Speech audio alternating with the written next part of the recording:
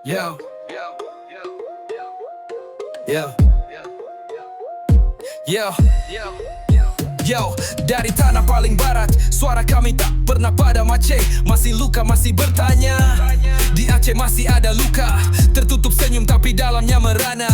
Katanya damai, katanya sudah reda, tapi kenyataan beda dari kata. Tanah subur, hasil kaya, tapi rakyat kecil hidup sengsara. Mereka bangun jalan, bangun gedung, tapi hati kami tetap kosong dan buntung.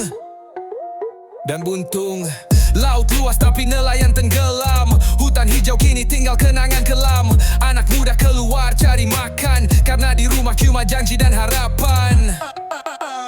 Yo, katanya Aceh istimewa, tapi keistimewaan hanya untuk para penguasa. Otsus turun tapi siapa rasa, rakyat biasa tetap gigit derita. Aceh masih luka bro, jangan bilang ini semua udah slow. Kami diam bukan karena lupa, tapi karena sabar yang terus dipaksa.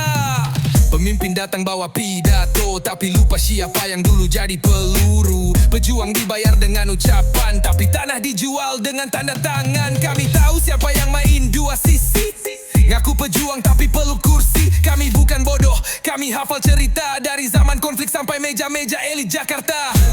Dunia harus dengar lagi, Aceh belum mati, kami belum letih. Suara kami rendah, tapi bukan bisu. Rap ini bukti kami belum dibungkam waktu.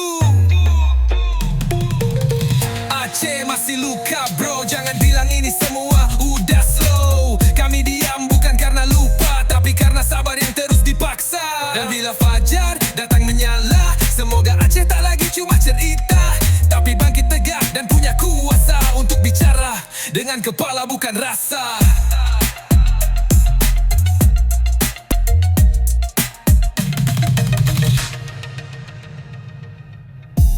Dan bila fajar datang menyala, semoga Aceh tak lagi cuma cerita, tapi bangkit, tegak, dan punya kuasa untuk bicara dengan kepala bukan rasa.